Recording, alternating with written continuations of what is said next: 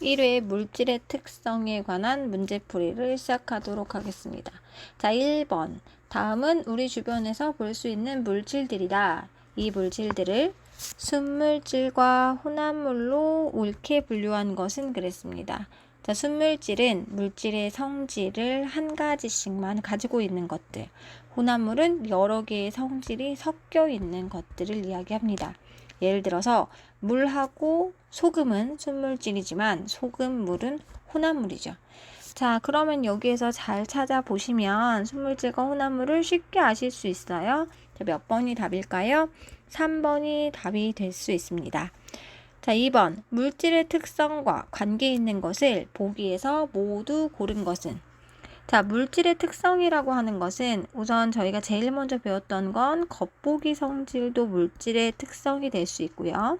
그 다음에 녹는 점, 끓는 점, 용해도, 밀도, 이런 것들이 물질의 특성이 될 수 있었습니다. 자, 기억해 보시면 나무와 철 조각을 물에 넣었더니 나무만 물 위로 떠올랐다. 자, 이거는 밀도에 관한 거죠. 그러면 물질의 특성이라고 할 수 있습니다. 자, 2번은 78도씨에서 끓는다 라고 했어요. 끓는 점에 대한 거죠. 이것도 물질의 특성이라고 하실 수 있어요. 자, 디귿은 물의 부피가 25다. 25ml라는 부피는 물질의 특성이라고 할 수 없습니다. 자, 리을 얼음은 0도씨에서 녹는다. 녹는 점도 물질의 특성이지요. 자, 그러면 답은 4번이 될 수 있겠습니다. 자, 3번 그래프를 잘 보시면 A는 상태 변화 구간이 일정한 온도가 나타나요. 자, 그리고 B는 일정한 구간이 나타나지 않습니다. 자, A는 순물질이고요. B는 혼합물이라고 하실 수 있어요. 그러면 여기서 설명하는 것으로 옳은 것은? 하고 물어봤죠? 자, 5번을 봐주세요. 자, 간장은 혼합물이에요. 간장은 추운 겨울에도 잘 얼지 않는 것은 비의 냉각 곡선과 관련이 있다. 혼합물이니까 비의 냉각 곡선과 관련이 있다고 할 수 있지요. 자, 5번이 답입니다. 자, 4번. 어떤 액체 물질이 순물질인지 혼합물인지 알아보는 방법을 이야기하고 있습니다. 우선 1번의 냄새는 순물질인지 혼합물인지를 구분할 수는 없어요. 예를 들어 알코올하고 물과 알코올이 섞인 혼합물은 냄새는 같을 수 있습니다. 자, 액체의 색깔로도 관찰할 수 없어요. 같은 색깔일 수도 있습니다. 질량과 부피는 아예 물질의 특성이 아니죠. 자, 5번을 보시면 일정한 시간 간격으로 온도를 측정한다. 끓는 점을 보겠다는 거죠. 자, 수평한 구간이 나타나면 순물질일 것이고 수평한 구간이 나타나지 않고 올라가면 혼합물일 거니까 5번이 답이 되실 수 있습니다. 자, 5번은요. 액체 물질이 4가지가 있어요. 이에 대한 설명으로 옳은 것을 물어봤죠. 자, 보시면 지금 끓는 점이 다 달라요. 그러면 다 다른 물질인데 B하고 C는 끓는 점이 같습니다. 그러면 끓는 점이 같은데 뭐가 다르죠? 둘이 시간이 다르죠. 양이 다르면 끓는 시간은 달라지실 수 있어요. 그러면 B하고 C는 같은 물질이고요. A하고 D는 다른 물질이에요. 자, 그러면 3번 보세요. B와 C는 같은 물질로 끓는 점이 같다. 자, 이게 옳은 것이라고 할 수 있겠습니다. 자, 6번. 그래프는 어떤 고체 물질의 가요 곡선이라고 되어져 있어요. 그러면 처음 AB 구간에는 고체가 존재해야 하고요. BC 구간은 고체가 액체로 상태 변화하고 있습니다. C에서 D, D에서 E로 가는 구간에는 액체가 들어있고요. 그 다음에 E랑 F는 온도가 냉각되면서 액체가 다시 고체로 상태 변화하고 있는 구간입니다. 그리고 마지막 아래쪽은 고체가 있겠죠. 자, 이에 대한 설명으로 옳지 않은 것을 물어봤습니다. 4번 보세요. BC 구간에서 고체 상태로 존재한다. 자, BC 구간은 상태 변화하고 있는 구간이에요. 그럼 여기는 고체와 액체가 모두 존재해야 합니다. 그래서 4번이 답이 되실 거예요. 자, 7번 보세요. 돌을 실로 묶어서 25ml 물에다가 넣었어요.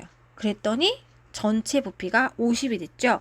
그러면 우선 증가한 부피가 들어간 물체의 부피라고 하실 수 있어요. 그럼 증가한 부피는 50에서 25를 빼주시면 25ml가 나오죠. 그것은 우리가 넣어준 돌의 부피가 됩니다. 그런데 얘 밀도가 나와 있고요. 질량을 구하래요. 밀도는 뭐분의 뭐죠? 부피분의 질량이에요. 그렇다면 지금 부피는 25인데요. 질량을 몰라요. 그런데 밀도가 2.4가 나온다는 얘기죠. 그러면 질량을 구하려면 25 곱하기 2.4를 해주시면 60g이 나오게 됩니다.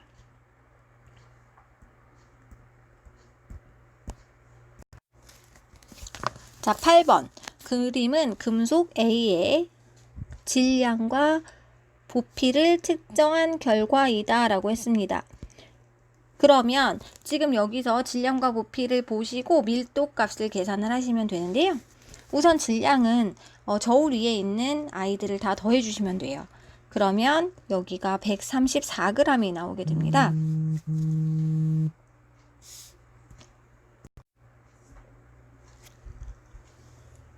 자, 그러면 얘는 134g이 되고요.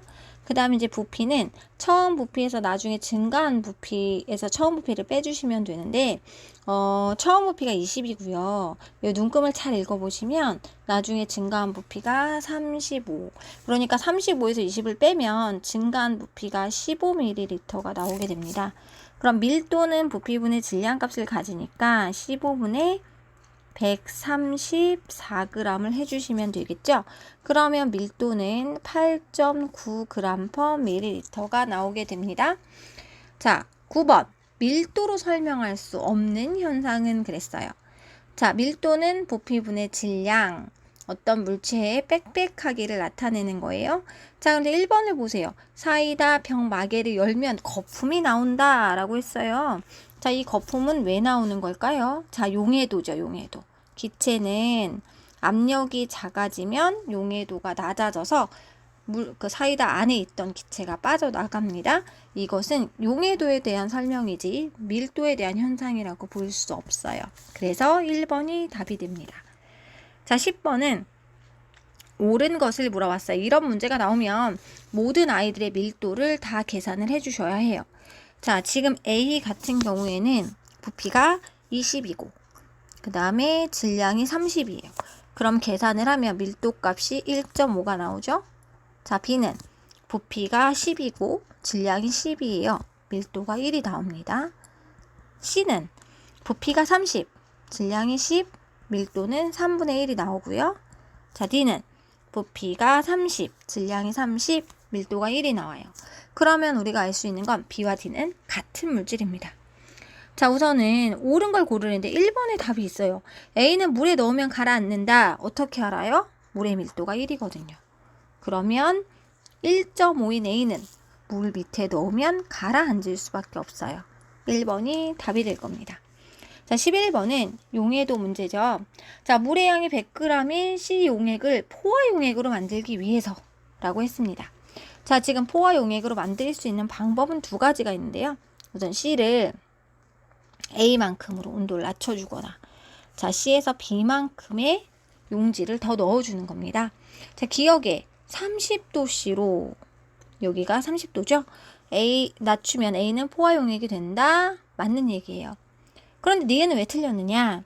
용지를 더 넣어주는 건 맞아요. 근데 B점이 되려면 50, 즉 C에서 B가 되려면 25g을 더 넣어줘야 하기 때문에 니은은 틀린 말이죠. C는 우선 과포화 용액이 아닙니다. 이 친구는 불포화 용액이에요. 그래서 D것도 틀리죠. 답은 1번입니다. 자, 12번 같은 문제들을 굉장히 많이 어려워하는 문제이긴 해요. 그런데 우선 잘 보셔야 하는 게 표에 나와 있는 용해도는 물이 100g일 때 용질에 녹는 양을 나타내요. 그러면 이 표는 100g이라는 거고요. 저희 문제에서는 물 50g을 가지고 이야기를 합니다. 그러면 이 표를 다 용질을 반으로 바꿔줘야지 물 50g에 녹는 양을 알 수 있어요. 근데 저희는 두 지점만 알면 되거든요. 40도씨에서 10도씨로 낮췄어요. 정확하게는 10도의 용질의 양만 변화시켜 주시면 됩니다. 지금 여기에서는 물 100이었을 때 용질이 73이 녹는 건데 저희는 물 50일 때 녹는 양만 알아내시면 돼요. 물의 양이 반으로 줄었으니까 용질의 양도 반으로 줄여주시면 됩니다. 그러면 용질의 양이 얼마가 나올까요? 36.5g이 나오죠. 자, 그런데 저는 우선 물에 얼마를 녹였어요? 염화나트륨을 50을 녹였단 말이죠. 그런데 0도씨로 낮추면 36.5g 밖에 녹을 수가 없어요. 그러면 그 차이만큼이 석출이 될 거죠? 그럼 빼주시면 얼마가 나올까요? 13.5g이 나와요. 그럼 답은 2번이겠죠. 자, 13번. 다음 현상과 관계 있는 내용으로 옳은 것은 그랬어요. 지금 보시면 실온에 있는 사이다보다 냉장고에 보관한 사이다가 톡 쏘는 맛이 더 강하다. 자, 이거 왜 그렇죠? 자, 기체의 용해도는 온도가 낮을수록 용해도가 더 커요. 그래서 이산화탄소가 많이 녹아있으면 톡 쏘는 맛이 더 강하다고 할 수 있죠. 그러면 1번 기체 용해도는 온도가 낮을수록 증가한다 라고 할 수 있습니다.